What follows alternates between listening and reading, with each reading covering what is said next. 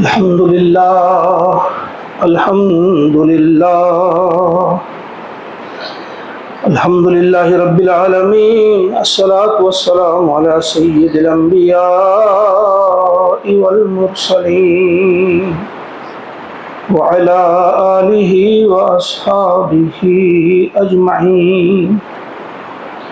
أما بعد، فقد قال الله عز وجل: أعوذ بالله السميع العليم من الشيطان الرجيم. بسم الله الرحمن الرحيم. يا أيها الذين آمنوا استعينوا بالصبر والصلاة إن الله مع الصابرين. ولا تقولوا لمن يقتل في سبيل الله أموات بل أحياء ولكن لا تشعرون. آمنت بالله صدق الله العظيم. رب اشرح لي صدري ويسر لي أمري واحلل عقدة من لساني يفقهوا قولي. رب زدني علما ربنا زدنا علما وحلما وفهما وألحقنا بالصالحين. ربنا تقبل منا إنك أنت السميع العليم.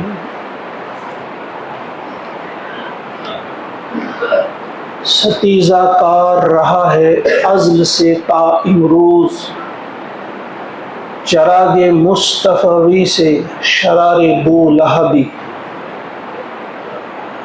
معزز و محترم حاضرین جمعہ،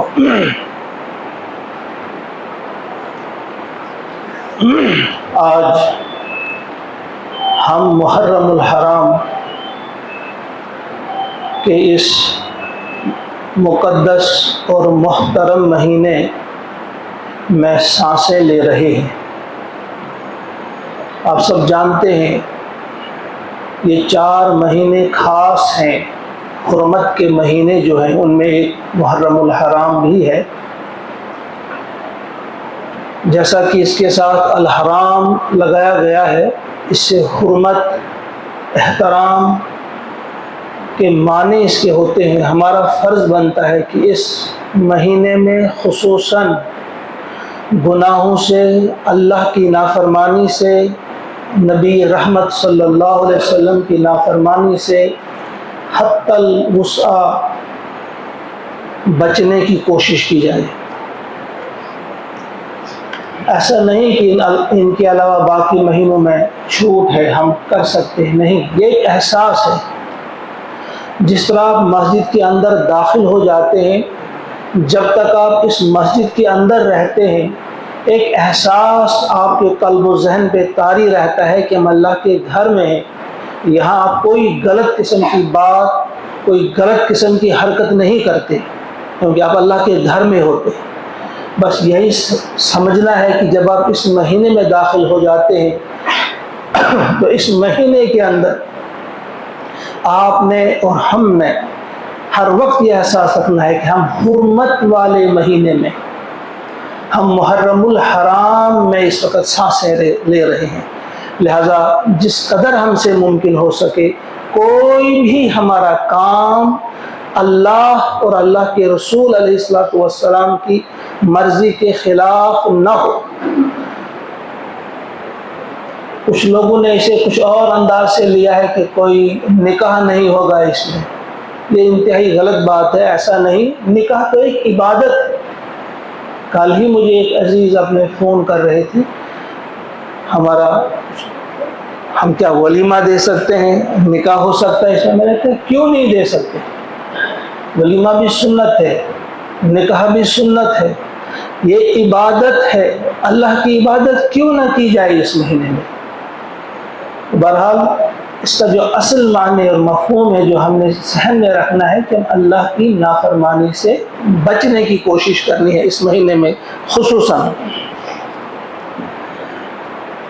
اب اس مہینے کے ساتھ حرمت تو پہلے سے ہی تھی، لیکن ایک وقت آیا کہ اس مہینے کے ساتھ ایک خاص واقعہ جو ہے، جو ہمارے ایمانوں کو زندہ کرتا ہے، تر و تازگی بخشتا ہے، وہ واقعہ ہے واقعہ کربلا۔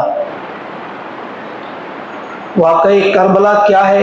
صرف مختصراً اس کے بارے میں تھوڑی سی بات کر کے جو میں کہنا چاہتا ہوں، آج کا جو پیغام ہوگا اس کی طرف آپ کی توجہ مبذول کروں گا۔ اس سے پہلے یہ دو آیات سورہ بقرہ کی یہ دو آیتیں ہیں، 153 154۔ اللہ کا ارشاد ہوتا ہے، یا ایھا الذین آمنوا استعینوا بالصبر والصلاۃ، اے ایمان والو اللہ سے مدد طلب کرو صبر اور نماز کے ذریعے۔ ان اللہ مع الصابرین، بے شک اللہ تعالیٰ صبر کرنے والوں کے ساتھ۔ جب اللہ تعالیٰ نے آپ کو امامت کی خلعت پہنائی، امامت کے تخت پر بٹھایا، یہ معمولی مقام نہیں ہے جو امت مسلمہ کو ملا ہے، اسے امامت کا مقام اللہ تعالیٰ نے عطا کیا ہے۔ آپ تمام لوگوں کے امام ہیں، امت مسلمہ کا ہر فرد جو ہے وہ امام ہے، ہر فرد امت مسلمہ کا جو ہے پوری دنیا کا امام ہے۔ تو یہ دنیا کی امامت جب آپ کو ملی، اس مسند پر جب آپ کو بٹھایا اللہ تعالیٰ نے، تو بٹھانے کے بعد کچھ ہدایات دی۔ اس ہدایت میں یہ پہلی بات ہے کہ اے ایمان والو، تم جو امامت کی مسند پر بیٹھے ہو، تخت پر بیٹھے ہو، تو یہاں آپ نے آرام نہیں کرنا ہے، سونا نہیں ہے، کھراٹے نہیں لینے ہیں۔ آپ کی کچھ ذمہ داریاں ہیں، آپ نے صرف فخر نہیں جتانا ہے، فخر سے کہیں گے کہ ہم مسلمان ہیں، فخر سے کہیں گے ہم امتی ہیں، یہ فخر کی بات نہیں بلکہ یہ ذمہ داری کی بات ہے۔ اب آپ کو آرام سے سونا نہیں ہے، بلکہ اب اس کام کو کرتے کرتے تمہیں بہت ساری رکاوٹیں آئیں گی، پریشانیاں آئیں گی، مشکلات کا سامنا کرنا پڑے گا۔ تو اس موقع پہ آپ کیا کریں گے؟ دو چیزوں سے آپ کام لیں گے، صبر اور نماز۔ استعینوا، مدد طلب کرو اللہ سے، ایک تو صبر کے ذریعے، یعنی اپنے آپ کو اس کا عادی بناؤ، صبر کا عادی بناؤ، صبر کی صفت کو ڈیولپ کرو، اس طرح سے آپ کرتے ہیں اس کو محکم کرو، مضبوط کرو، اور پھر نماز ادا کرو۔ بے شک اللہ تعالیٰ صبر کرنے والوں کے ساتھ ہے۔ اور پھر یہ بھی یاد رکھو، وَلَا تَقُولُوا لِمَنْ يُقْتَلُ فِي سَبِيلِ اللَّهِ أَمْوَاتٌ، اگر یہ فریضہ انجام دیتے دیتے اگر آپ کی موت بھی آ جائے گی تو کوئی غم نہیں، جو اس راستے میں جس کی موت آتی ہے خبردار اس کو مردہ مت کرو۔ وَلَا تَقُولُوا لِمَنْ يُقْتَلُ فِي سَبِيلِ اللَّهِ أَمْوَاتٌ بَلْ أَحْيَاءٌ، حقیقت یہ ہے کہ وہ زندہ ہیں، وَلَٰكِن لَا تَشْعُرُونَ، لیکن تمہیں ان کی زندگی کا شعور نہیں، تم نہیں سمجھ سکتے ہو کیسے وہ زندہ ہے، یہ آپ سمجھ نہیں سکتے۔ ان دو آیات کو آپ ذہن میں رکھیں، پھر اپنے مقام اور مرتبے کو پہچاننے کی کوشش کریں کہ اللہ تعالیٰ نے آپ کو کس تخت پر بٹھایا ہے، امامت کی تخت پر بٹھایا ہے، اور پھر کہا ہے کہ اب آپ کو بیٹھنا ہی نہیں ہے، عیش و عشرت نہیں کرنے، اب آپ کو وہ ذمہ داری نبھانی ہے جو ذمہ داری آپ کو دی گئی ہے۔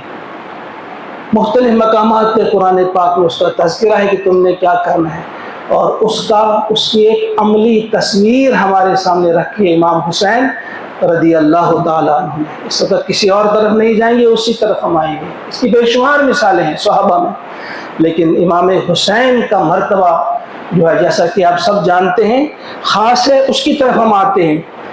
کیا ہوتا ہے کہ جس وقت یزید تخت پر بیٹھتا ہے، یہ رجب 60 ہجری کی بات، رجب میں 60 ہجری میں وہ جو تخت پر بیٹھا، تو اب اس کے لیے بیعت لی جا رہی ہے ہر جگہ۔ مدینہ کے گورنر اس وقت تھے ولید بن عتبہ، اس کو بھی یزید نے لکھا کہ یہاں بھی بیعت لی جائے۔ خصوصاً نام لیا 4 لوگوں کا، عبداللہ ابن زبیر، عبداللہ ابن عمر، عبداللہ ابن عباس اور حسین ابن علی رضی اللہ تعالیٰ عنہ۔ حضرت حسین کو انہوں نے بلایا رات کے وقت اور دکھایا وہ خط کہ بیعت لینی ہے آپ سے۔ انہوں نے کہا دیکھو مجھ جیسے انسان سے اگر آپ کو بیعت لینی ہو تو دن کے اجالے میں، وہ تو دن کے اجالے میں زیادہ بہتر رہے گا۔ ایسا نہیں کہا کہ کل میں آپ کے ہاتھ پہ بیعت کروں گا، نہیں، دن کے اجالے میں مجھ جیسے نہیں، جو آپ چاہتے ہیں مجھ سے کہ دنیا کو آپ نے دکھانا ہے کہ نبی اکرم علیہ الصلوۃ والسلام کے نواسے نے بیعت کی، اس کا فائدہ آپ کو اجالے میں ملے گا۔ واپس آ گئے وہاں سے، تو اسی رات آپ نے ہجرت کی۔ ذرا اس واقعے پہ بھی ٹھہر کر ذرا غور کریں کہ یہ مدینۃ الرسول ہے، یہ رسول کا شہر ہے، اور اس شہر کو چھوڑنا پڑا۔ کس لیے چھوڑنا پڑا؟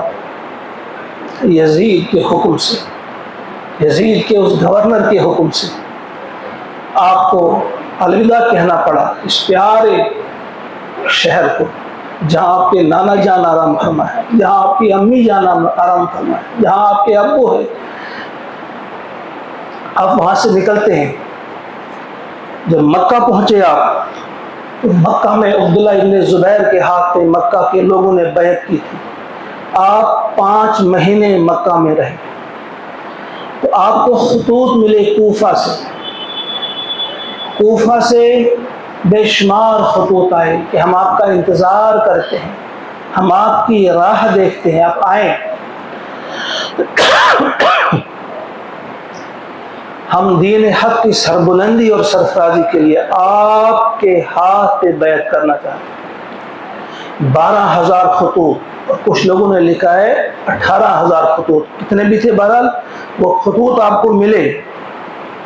آپ نے ارادہ کیا کہ آپ چلیں گے یہاں سے، لیکن یہی عبداللہ ابن زبیر، عبداللہ ابن عمر، عبداللہ ابن عباس، یہ لوگ آئے، ان کے علاوہ بھی کچھ انہوں نے منع کیا کہ مت جائیں آپ۔ انہوں نے آپ کے والد کے ساتھ بھی اچھا سلوک نہیں کیا ہے، وہ انتہائی وعدہ خلافی کرنے والے، آپ مت جائیں۔ تو امام حسین نے کہا کہ دیکھو کل قیامت کے دن کہیں وہ یہ نہ کہہ سکیں، میرا گریبان پکڑ وہ یہ نہ کہہ سکیں کہ ہم نے آپ کو بلایا تھا لیکن آپ نہیں آئے تھے، ہم تو آپ کے ہاتھ پہ بیعت کرنا چاہتے ہیں۔ دین کی یہ جو ریل گاڑی ہے اس نے اپنی پٹڑی بدل دی ہے، خلافت جمہوریت میں تبدیل ہو چکی ہے، بادشاہت میں تبدیل ہو چکی ہے۔ دین اپنی پہچان کھو رہا ہے، تو میں کیا جواب دوں گا؟ مجھے جانا چاہیے، یہ خطوط میرے سامنے۔ پھر انہوں نے کہا اچھا بہتر ہے، اگر آپ جانا ہی چاہتے ہیں تو پہلے آپ نے کسی نمائندے کو آپ بھیجیں۔ تو آپ نے مسلم بن عقیل کو بھیجا، انہوں نے وہاں سے خط لکھا کہ ہاں یہاں کے حالات انتہائی سازگار ہیں، آپ آ جائیں۔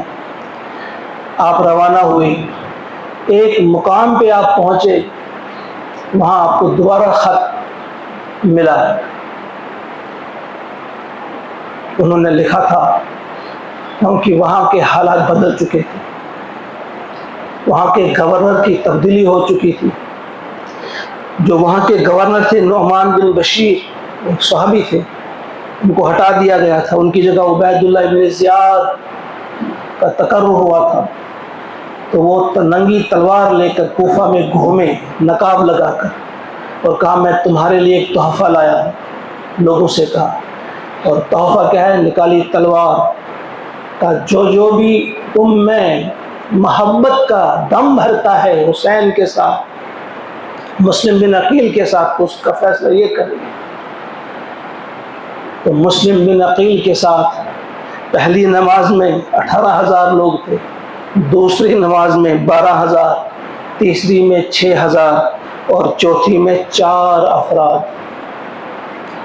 اب لکھا مسلم بن عقیل نے خط وہ بھی ملا امام حسین کو، لیکن آپ بہت آگے آ چکے تھے اور پھر آپ نے مناسب نہیں سمجھا واپس جانا۔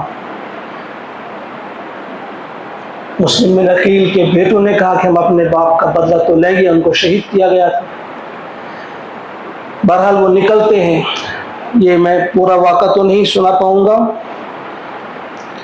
جب کربلا کے میدان میں 9 محرم الحرام کی شب رات کے وقت وہ دعائیں، صبح پھر وہ مارکا رائی کیا تھی، 5000 ایک طرف تھے اور امام حسین کے ساتھ سارے ہی لوگ جو تھے تقریباً 150 تھے، 150 کے قریب تھے، 72 لوگوں کی شہادت وہاں پہ ہوتی۔ امام حسین رضی اللہ تعالیٰ عنہ کا سر مبارک ان کو لے کر عبید اللہ بن زیاد کے سامنے رکھا جاتا ہے۔ وہاں وہ واقعہ بھی آپ نے سنا ہے، چھڑی سے آپ کے لبوں کو ہلایا جاتا ہے۔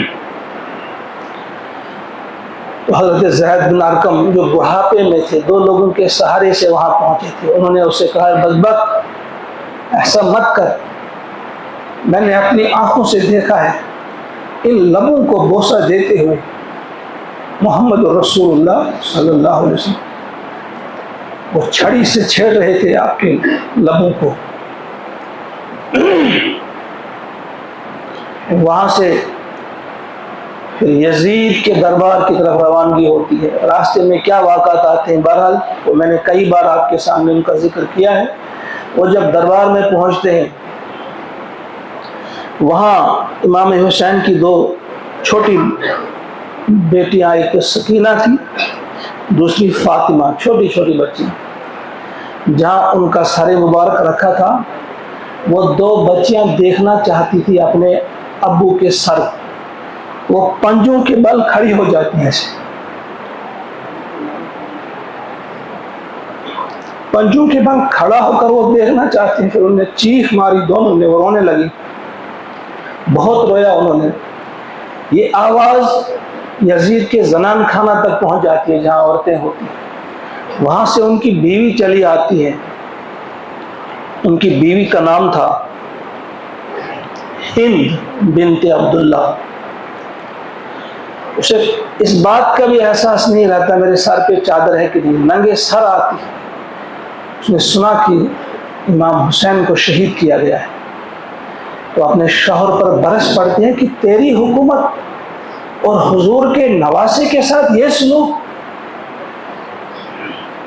وہ فوراً کھڑا ہو جاتا ہے، کہیں سے اس نے چادر لائی، اپنی بیوی کے سر پہ رکھی، اور اس نے بھی لعنت ملامت کی کہ فلاں پر لعنت ہو، یہ ہو وہ ہو۔ اس کو کسی طرح سے گھر بھیج دیا وہاں سے، لیکن یہ اس کا سب ڈرامہ تھا، جھوٹ تھا۔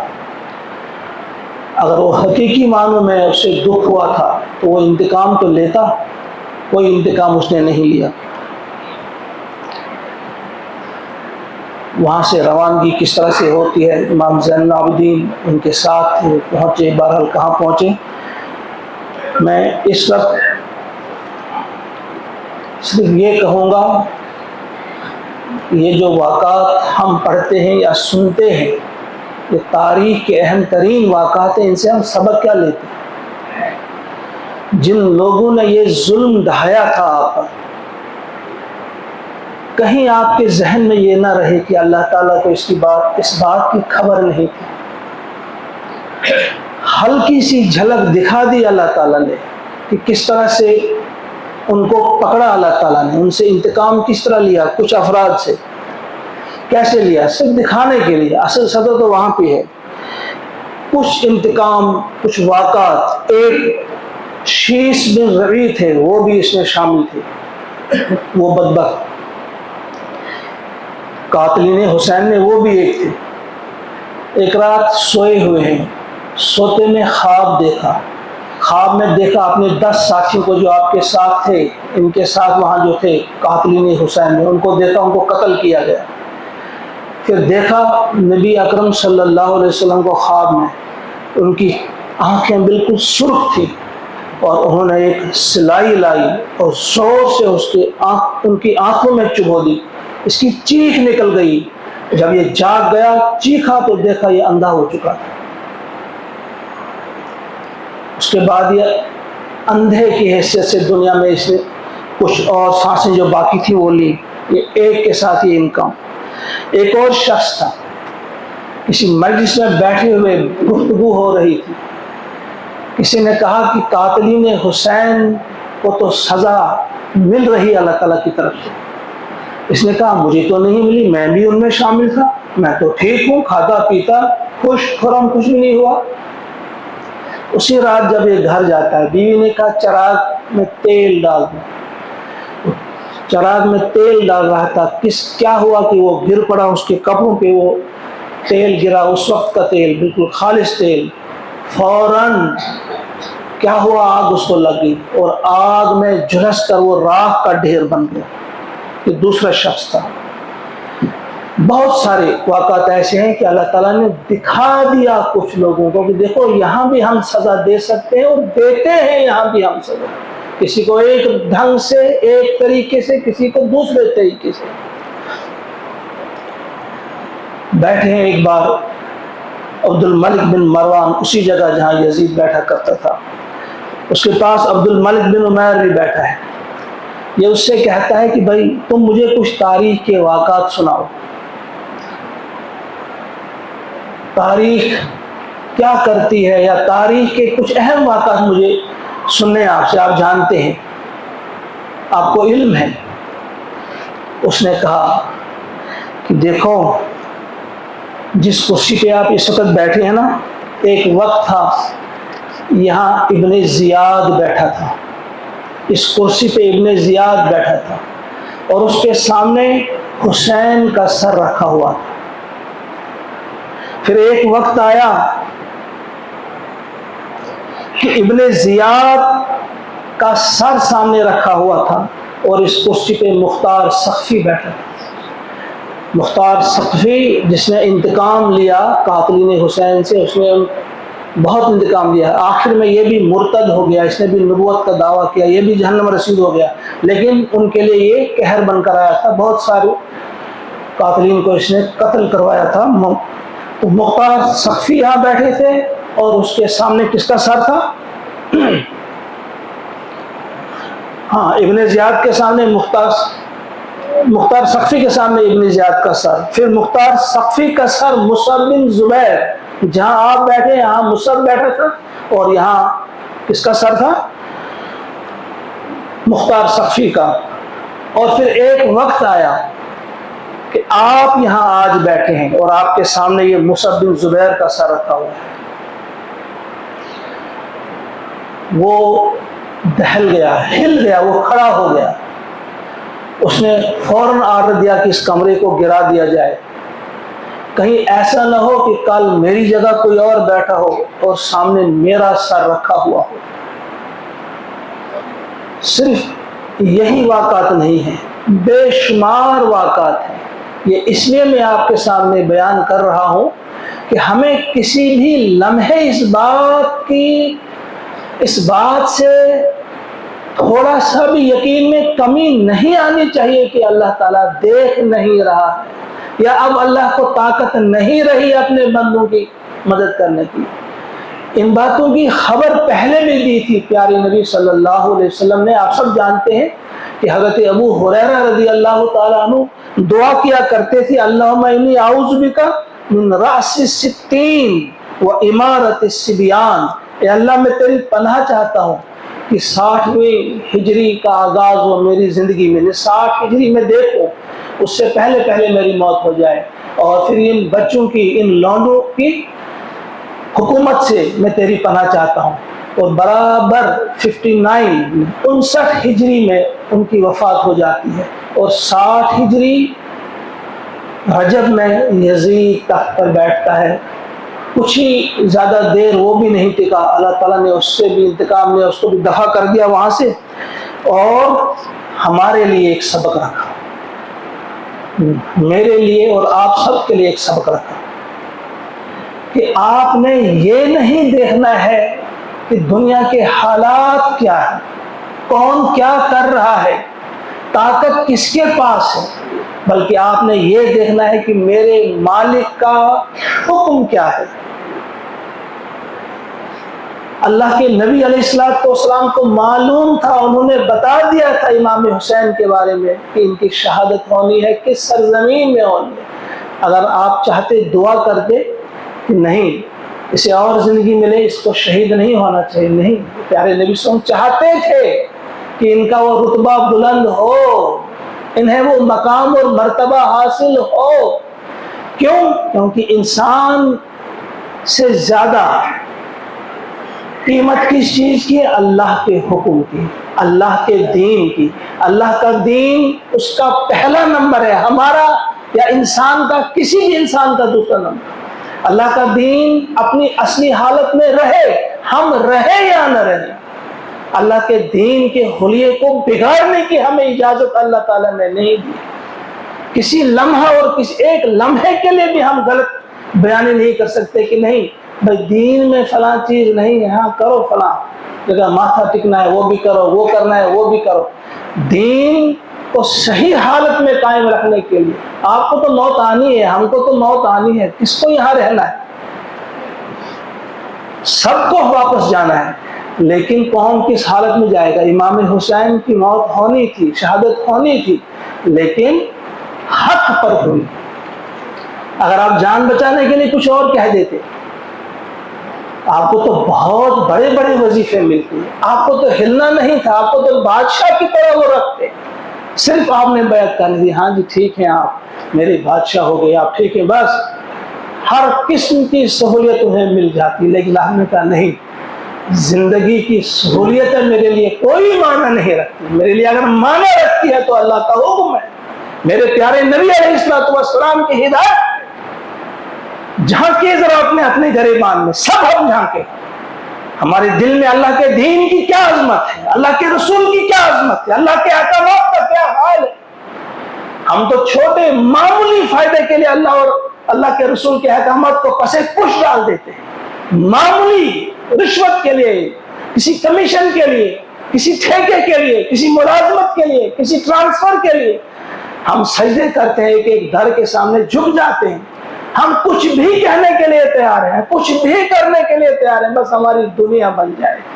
اللہ کے حکم کے ساتھ مذاق، پیارے نبی کے حکم کے ساتھ مذاق، اور امام حسین کی محبت کا ڈھونگ رچا کر خالی محبت، ہاں ہم ہیں محبت کرنے والے، ہم ہیں عاشق رسول، اللہ کے رسول کے دین کو پامال کیا جا رہا ہو، ہمیں کوئی فکر نہیں ہو، پھر ہم کہیں گے ہمیں عاشق رسول۔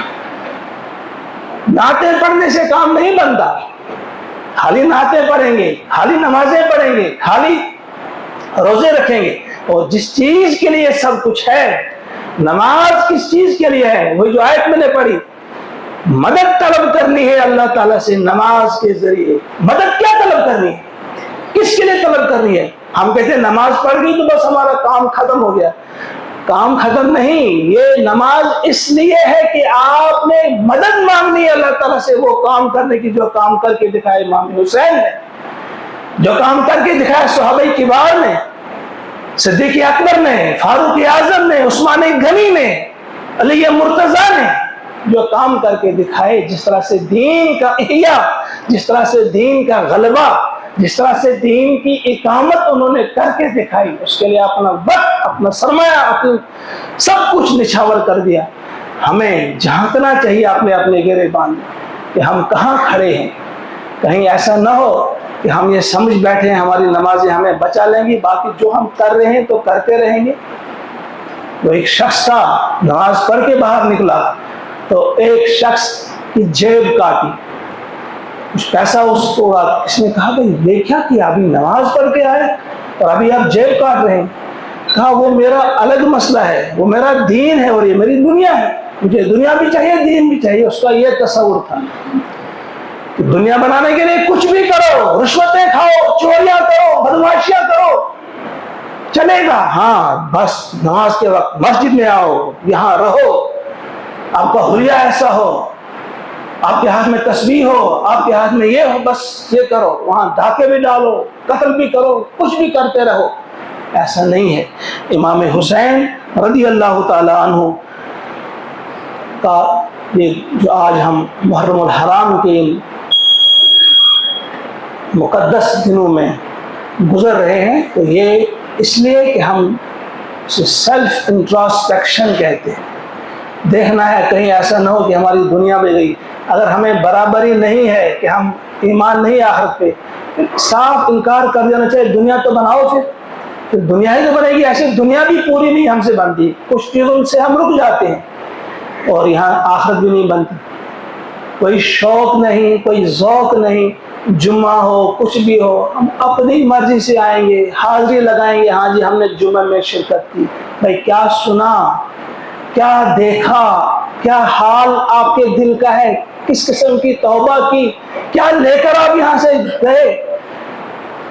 कोई नया अज़म लेकर, कोई नया वलवला लेकर, कोई नया शौक लेकर? कुछ नहीं, रस्में हैं बस दिखाने के लिए। कहीं लोग हमें ना कह दें कि भाई ये मुसलमान ही नहीं, इनको दफन मत करो यहाँ इस कब्रिस्तान में, बस वो दिखाने के लिए। अल्लाह से दुआ करें, अल्लाह से दुआ करें कि वो हम सबको तौफीक अता फरमाए कि हम समझने वाले बने, अक्ल से काम लेने वाले बने और अल्लाह ताला के इस दीन की इकामत के लिए जदोजहद करने वाले बने। रब्बना तक़ब्बल मिन्ना इन्नका अंतस समीउल अलीम। अस्सलामु अलैकुम।